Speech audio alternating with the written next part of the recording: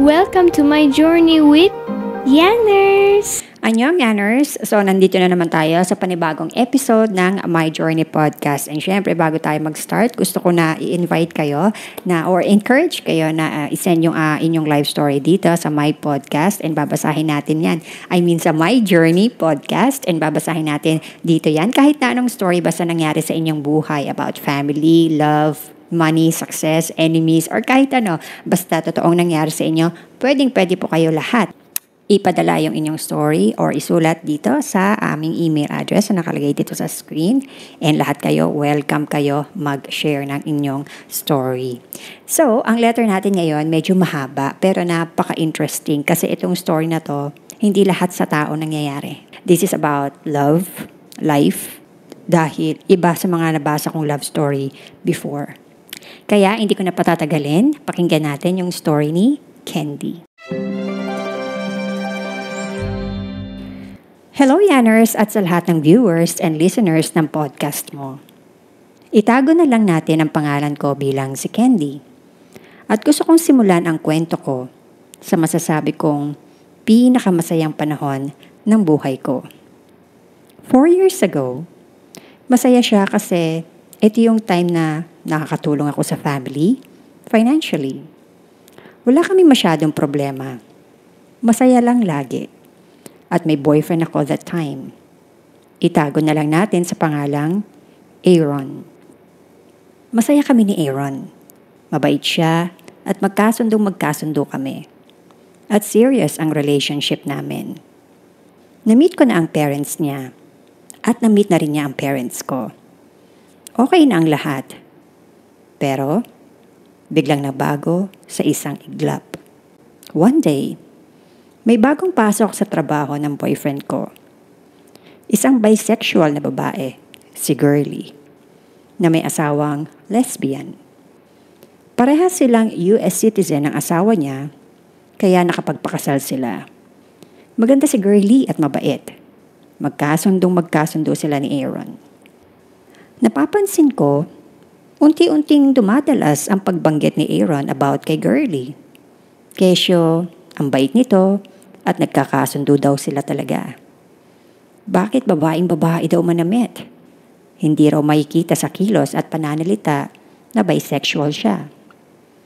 Napaisip ako that time, bakit niya nababanggit sa akin yun? Pero inalis ko sa isip ko yung selos na unti-unting nararamdaman ko. Pero tila napapansin ko, napapadalas ang paglabas-labas nilang mga magkakatrabaho. Inopen ko na sa kanya ang nararamdaman ko. Hindi naman namin ito napag-awayan. Maayos naman na pag-usapan lahat. Sabi niya sa akin, wag daw ako mag-isip ng ganon. Dahil mahal na mahal daw niya ako at hindi niya magagawang lokohin ako. Sabi rin niya sa akin na wag akong mag-alala dahil iiwas na siya kay Girlie.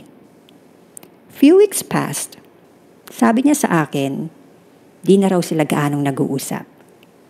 Hanggang sa nawala na si Girlie sa mga topic ng conversation namin. Then one day, may party doon sa trabaho nila at sinama ako ng boyfriend kong si Aaron. Siyempre, may mga pa-games doon. Tapos, nakita ko, nag-uusap na naman sila. Mukhang di naman sila nag-iiwasan tulad ng sinabi ng boyfriend ko sa akin. At nung malapit na kaming umuwi, medyo lasing na rin yung boyfriend ko. Kinausap niya si Girlie sa harapan ko mismo. Nagpaalam siya na uuwi na kami at sinabihan pa niya si Girlie na you look so great today. Yung hindi typical na sinabi lang ng basta-basta. Pag uwi namin, syempre, galit ako. Una, akala ko, base sa sinabi niya, na hindi na sila nag-uusap. Tapos malalaman ko na okay naman pala sila. Pangalawa, sinabihan niya ng, you look so great today. Kitang-kita ko the way he looked at her. May something talaga eh. Pero todo deny si jowa. Sabay pag-change niya ng topic. Tapos, bigla sinabi niya sa akin na ibibase siya sa malayong lugar. Medyo mag-LDR daw kami. At alam ni Aaron kung gaano ko kaayaw na ayaw ang LDR. Parang sa nangyari sa parents ko dahil kinailangan nilang magtrabaho sa ibang bansa. Pero nakapagdesisyon na pala si Aaron nang hindi man lang ako kinausap muna. Kaya pinilit ko na lang intindihin. Inisip ko na para rin sa amin yon, sa future naming dalawa. Dahil doon, iyak ako ng iyak. Hindi ako makakain. Hindi ako makatulog ng maayos. Nararamdaman ko na unti-unti na siyang nawawala sa akin. Napapansin ko na kasi na unti-unti na siyang nafo-fall out of love. Umabot din sa 1 month. Na-stress ako ng husto. Umiiyak ako noon nung bago pa ako ma-stroke. Yes po, Yanners.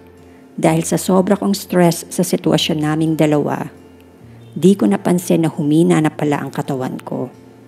Di na rin pala kinaya ng katawan ko. Dahil sa pangyayari, nakapag-decide ako na umuwi muna sa aming probinsya para makapag-isip at pahinga na rin. Kahit sa trabaho, hindi ko maiwasang hindi mag-isip at umiyak. Kaya nagpaalam ako sa trabaho na magbabakasyon na muna ako. Di ko inaasahan na yun na pala ang huling araw na makakalakad ako. Yun na rin ang huling araw bilang ako.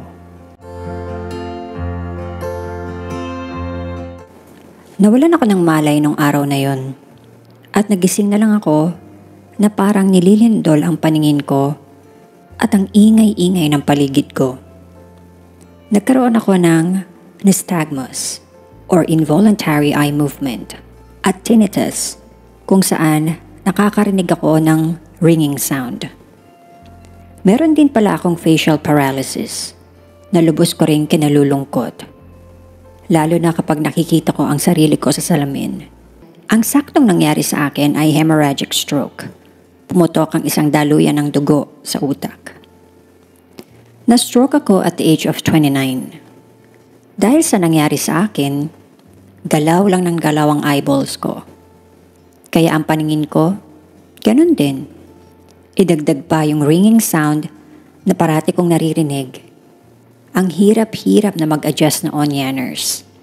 Mula sa paningin, pananalita, pagdinig at kilos, nagbago lahat sa isang iglap.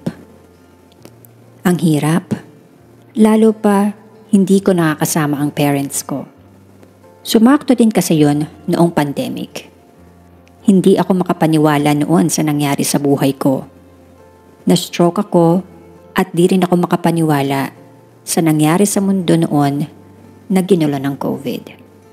Nang mga panahon namin na yon, si Aaron ang lagi kong nakakausap sa text or tawag. Although hindi ako masyadong tumatawag dahil na rin sa slurred speech na ako.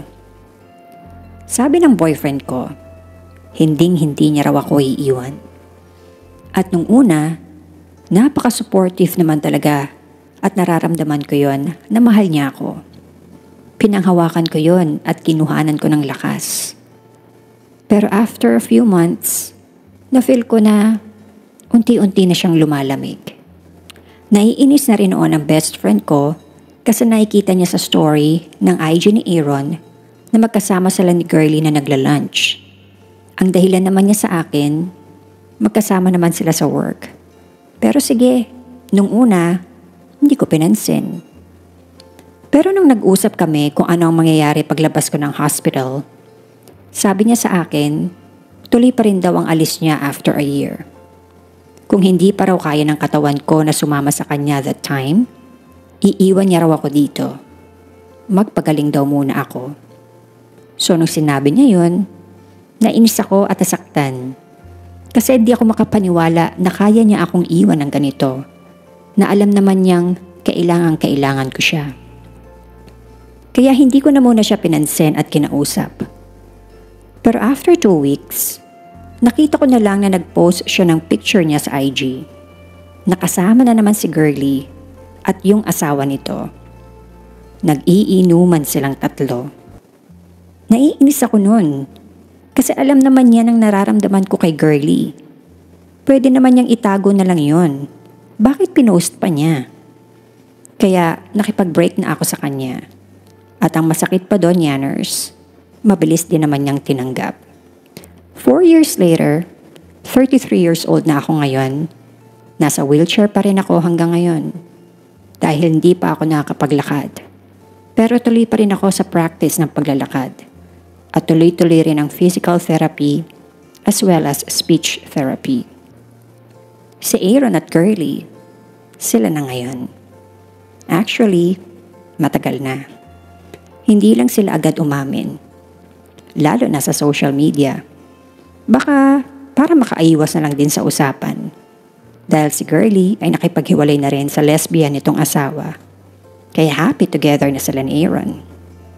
Nawala na rin yung intense na galit ko kay Aaron. Hindi ako na-hurt pag nakikita ko ang pictures niya. Pero until now, ang sama ng loob ko, andito pa rin. Sama ng loob na kung sana, noon pa lang naging honest na siya at nakapag-usap kami ng mas maayos. Baka, sakaling mas ma-handle ko ang stress ko. Or, mas nalaman ko agad kung ano ang dapat ko or namin na gawin para sa sitwasyon namin noon. Hindi pa mawawala ang sama ng loob ko kay Aaron. Although, ayaw ko rin naman talaga ng may sama ng loob. Hindi ko lang siya maiwasan sa ngayon. Walang may gusto sa nangyari. Pero minsan, hindi ko maiwasang maisip na kung sana naging open ang communication, mas maliwanag, mas maayos. Kung sana, mas na-handle ko rin ang mga bagay-bagay ayon sa kakayanan ng aking pag-iisip at katawan. Sa ngayon, I am trying my best to fully move forward sa lahat-lahat.